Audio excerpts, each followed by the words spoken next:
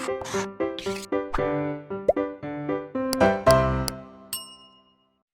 बच्चों, blueprint digital में मैं आपका स्वागत करता हूं। मेरा नाम है वसीम चौहान और बेटा मैं हूं आपका विज्ञान का टीचर। बेटा विज्ञान में हम क्लास 10 का साइंस कर रहे हैं। क्लास 10 के साइंस में हम रसायन विज्ञान का एक चैप्टर पूरा कर चुके हैं। आज हमें भौतिक विज्ञान प्रारंभ करना है।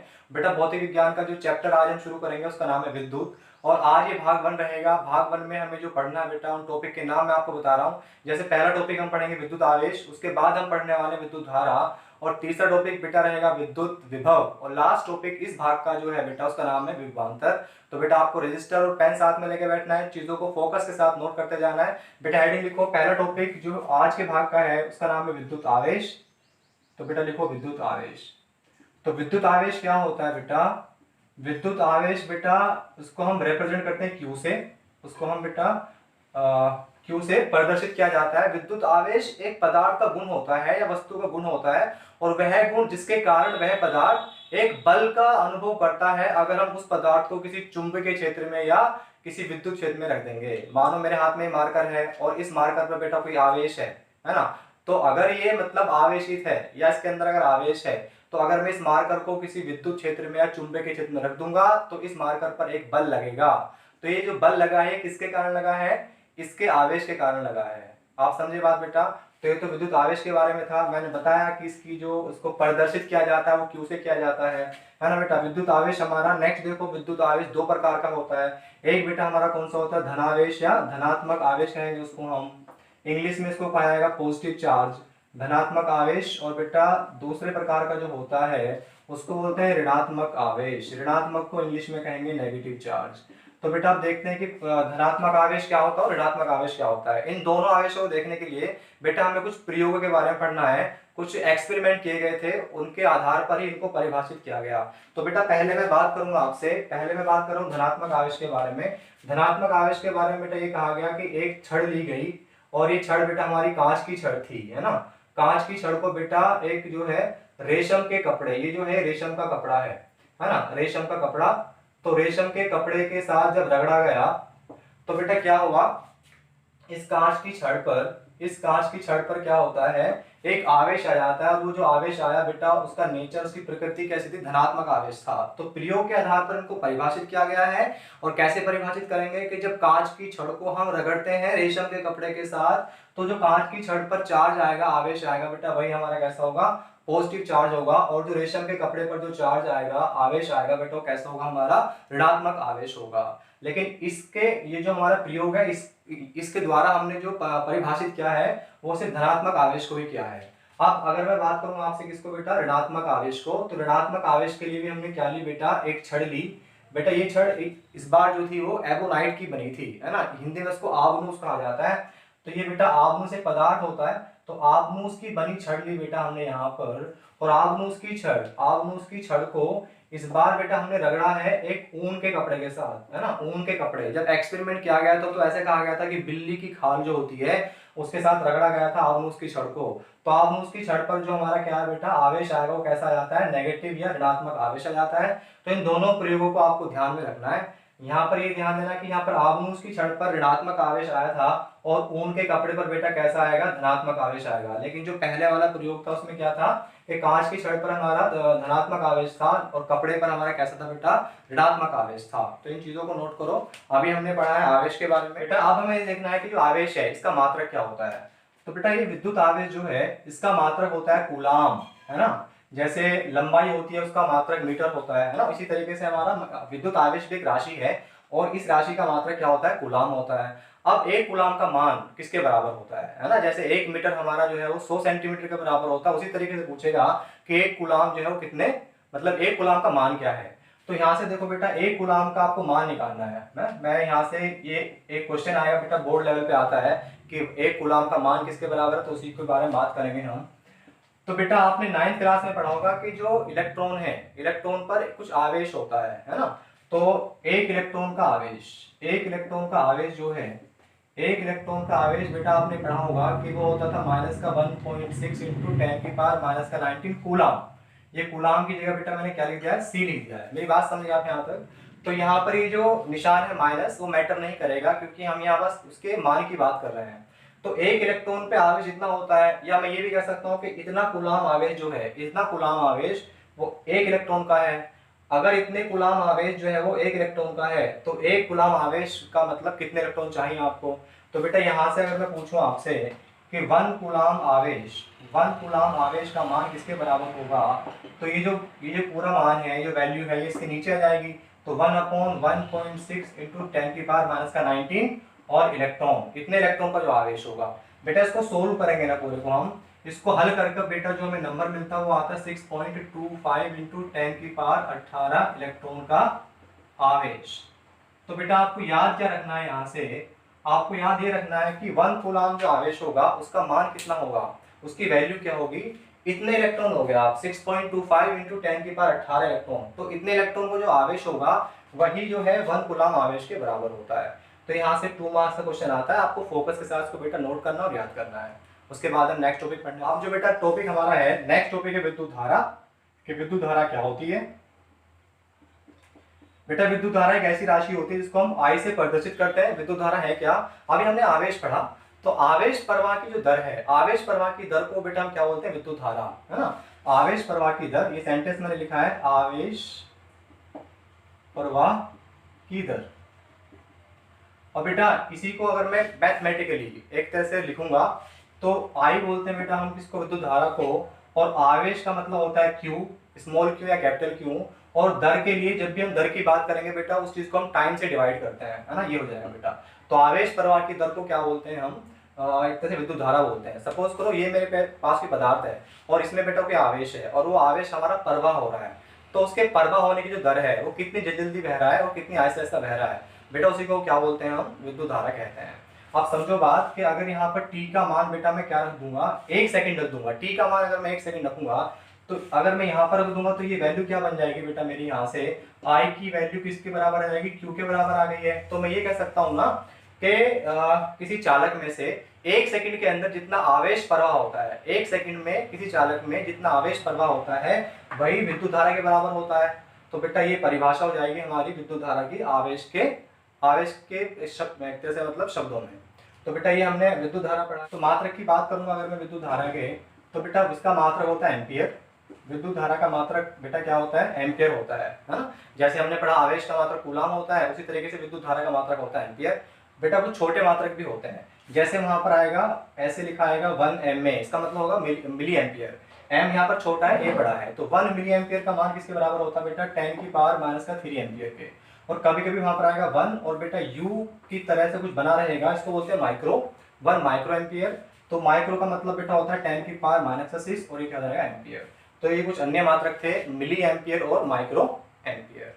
बेटा ये अभी हमने क्या पढ़ा, विद्युत धारा। अब एक बात बताओ कि जैसे सपोज करो बेटा ये हमारा कोई पदार्थ है और इसमें से जो है करंट हमारा या विद्युत धारा प्रवाहित हो रही है, तो विद्युत धारा की दिशा क्या होती है ना। तो मैं बता रहा था कि कोई भी पदार्थ होता है वो छोटे छोटे कणों से मिलकर बनता है, उन कणों को बेटा हम क्या बोलते हैं, एक तरह से परमाणु कहते हैं, और परमाणु के अंदर क्या होते हैं, इलेक्ट्रॉन होते हैं, है ना। तो इलेक्ट्रॉन हमारे कैसे होते हैं, आवेशित कण होते हैं, है ना। तो जो इलेक्ट्रॉन की दिशा होती है, इलेक्ट्रॉन की दिशा, अगर इस पदार्थ में से जो हमारे इलेक्ट्रॉन है बेटा उसकी दिशा ऐसे है, तो हमारी विद्युत धारा की दिशा जो है इसके बिल्कुल क्या होती है, विपरीत होती है, वो इस दिशा में प्रवाहित होगी विद्युत धारा, है ना। तो आपको ध्यान रखना है कि विद्युत धारा की जो दिशा होती है वो इलेक्ट्रॉन के बहने की दिशा के बिल्कुल विपरीत होती है। ऐसा क्यों होता है, क्योंकि जब स्टार्टिंग में बिल्कुल प्रारंभ में विद्युत धारा की खोज की गई थी तो उस टाइम तक इलेक्ट्रॉन की खोज नहीं हुई थी। मतलब ऐसा माना जाता था कि जो विद्युत धारा का जो प्रवाह होता है वो धनात्मक आवेश के कारण होता है। तो जो धनात्मक आवेश के प्रवाह की दिशा थी वही दिशा मान ली गई थी किसकी बेटा, विद्युत धारा की दिशा की, है ना। लेकिन जब बाद में इलेक्ट्रॉन आए, इलेक्ट्रॉन अब क्योंकि वो ऋणात्मक आवेश होता है और उसका जो प्रकृति है वो धनात्मक आवेश से बिल्कुल विपरीत होती है, इसलिए फिर बाद में देखा गया कि अगर विद्युत धारा की दिशा धनात्मक आवेश की दिशा वाली है तो इलेक्ट्रॉन की दिशा क्या होनी चाहिए, उसके विपरीत होनी चाहिए। अल्टीमेटली आपको इतना ध्यान रखना है कि विद्युत धारा की दिशा जो है वो इलेक्ट्रॉन की दिशा के विपरीत होती है। तो बेटा ये हमने पढ़ा है किसके बारे में, विद्युत धारा के बारे में पढ़ा है। बेटा कुछ क्वेश्चन सोल्व करने हैं हमें अभी जो टॉपिक कवर किया उस पर। जैसे क्वेश्चन है कि एक कोई विद्युत चालक है और उस विद्युत चालक में से बेटा जो हमारा विद्युत धारा प्रवाहित हो रही है वो 0.5 एम्पियर हो रही है और टाइम कितना है 10 मिनट। 10 मिनट में किसी विद्युत चालक से 0.5 एम्पियर की धारा प्रवाहित हो रही है, तो उस चालक में जो आवेश है, आवेश का जो प्रवाह है, उसका मान क्या होगा, मतलब Q की वैल्यू आपको ज्ञात करनी है ना। तो बेटा इस क्वेश्चन सोल्व कैसे होगा, आपने फॉर्मूला पढ़ा Q equal to I t, है ना। Q यहाँ पर आवेश होता है, I विद्युत धारा, और T क्या होता है, समय होता है। बेटा जब भी हम न्यूमेरिकल यूज करेंगे तो जो समय होगा वो सेकंड में होगा ना। जैसे यहाँ पर टाइम जो दिया है वो मिनट में दिया है, इसको हमें सेकंड में परिवर्तित कर लेंगे। एक मिनट में 60 सेकंड होते हैं, तो इसको 60 से मैं गुना कर दूंगा तो ये 600 सेकंड में परिवर्तित हो जाएगा।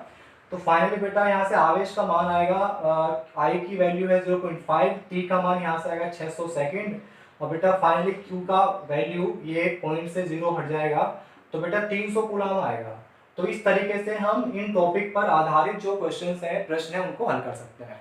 बेटा एक क्वेश्चन और सॉल्व करना है, आप इसको नोट कर लो तेजी के साथ। एक क्वेश्चन बेटा ये है कि ये एक कोई विद्युत चालक है, और इसमें बेटा क्या है, कुछ इलेक्ट्रॉन, मतलब इलेक्ट्रॉन्स का प्रवाह हो रहा है, और इलेक्ट्रॉन जो बेटा प्रवाहित हो रहे हैं वो है 5 × 10⁸ इलेक्ट्रॉन, और कितने टाइम में बेटा, 1 सेकंड में।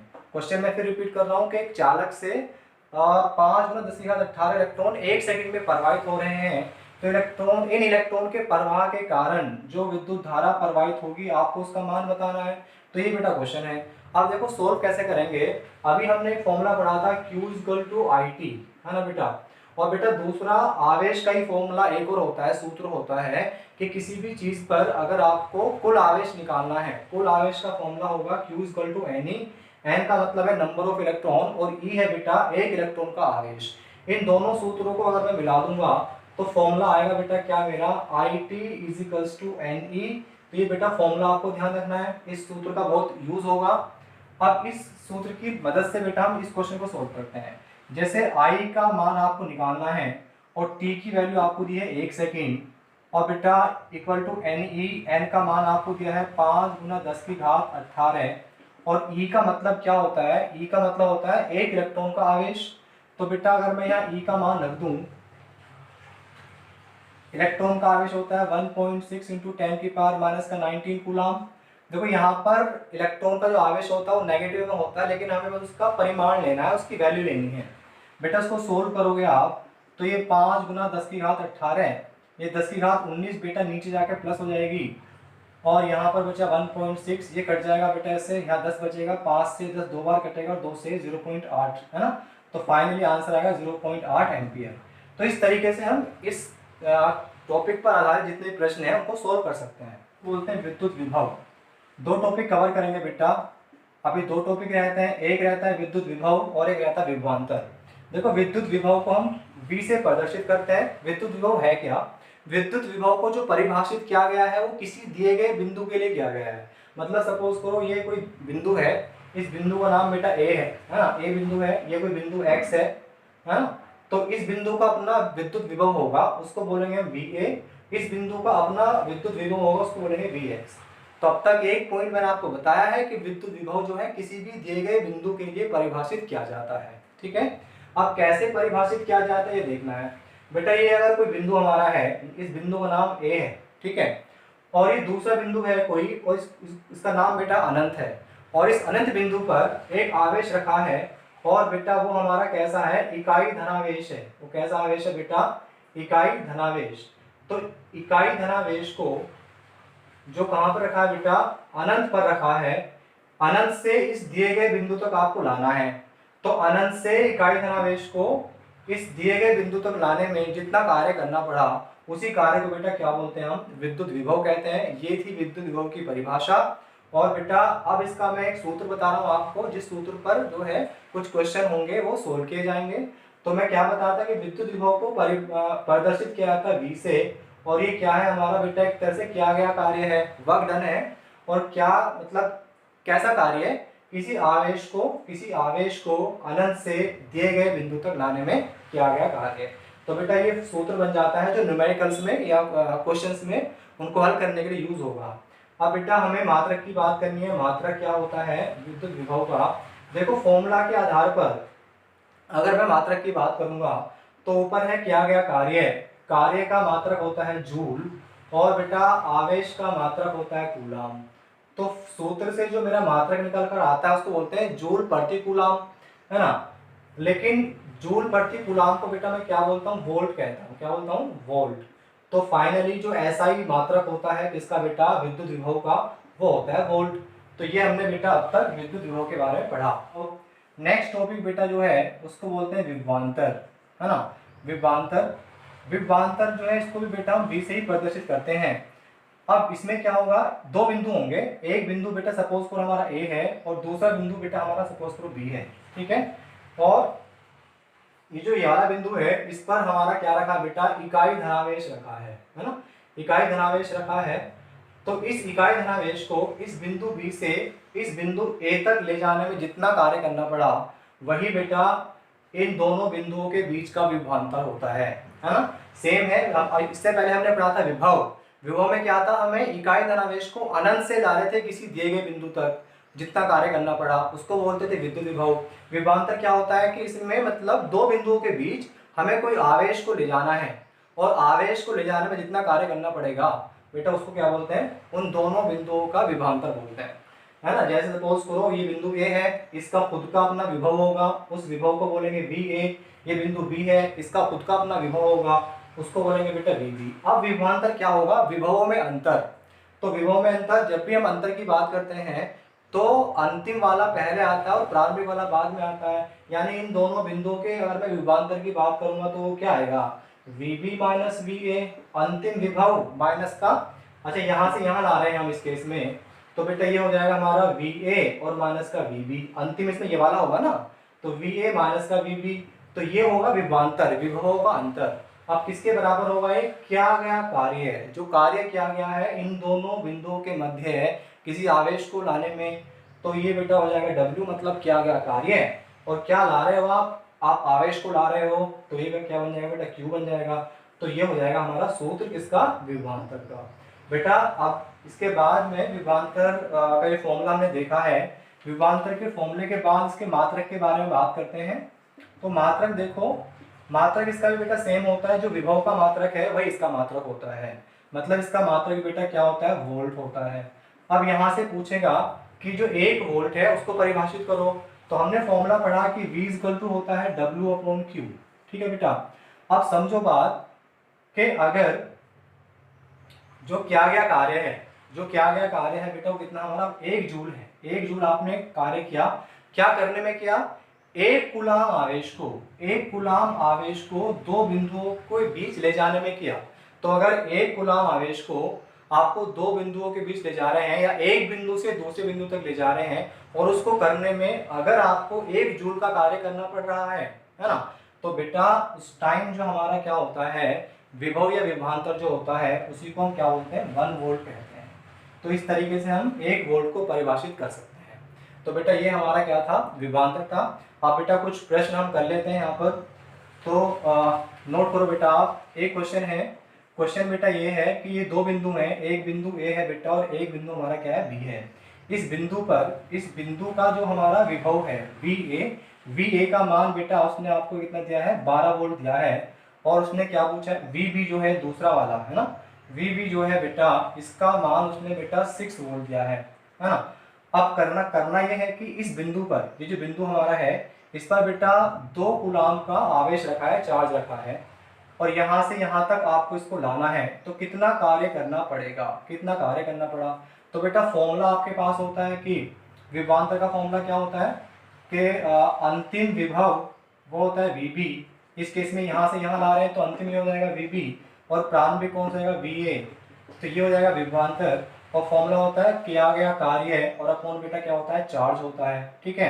अब देखो VB का मान कितना बेटा 6 वोल्ट है, माइनस कितना है, VA का मान कितना है 12 वोल्ट है ना। और कार्य आपको निकालना है और Q का मान कितना बेटा 2 कूलाम है, ठीक है। तो यहाँ से कार्य निकाल दो, इसको माइनस करोगे, इसको माइनस करोगे यहाँ से, तो बेटा कितना आएगा, माइनस का 6 वोल्ट आएगा।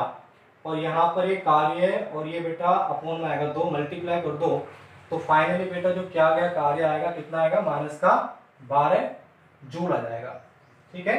तो यहाँ पे जो कार्य है वो कितना करना पड़ रहा है, 12 जूल करना पड़ रहा है। माइनस यहाँ पर ये शो कर रहा है कि ये कार्य आपको प्राप्त हो रहा है, आपने क्या नहीं है, वो कार्य आपको क्या हो रहा है बेटा, प्राप्त हो रहा है। ठीक है। तो इस तरीके से हम सारे जो क्वेश्चन हैं इस पर वो सोल्व कर सकते हैं। तो बेटा ये हमने भौतिक विज्ञान का चैप्टर स्टार्ट किया था विद्युत, ये उसका भाग 1 था। हमने इसमें 4 टॉपिक कवर किए हैं। बेटा अगर आपके कुछ सुझाव हैं तो आप कमेंट सेक्शन में कमेंट कर सकते हैं, और हमारे चैनल को बेटा सब्सक्राइब करें, अपने दोस्तों के साथ शेयर करें, और मेहनत से चीज़ों को आप पढ़ते रहें। बेटा अभी भाग 2 और भाग 3 आने इस चैप्टर के बाकी हैं। तो मिलते हैं बेटा नेक्स्ट वीडियो में। आप अपना ख्याल रखना। बाय।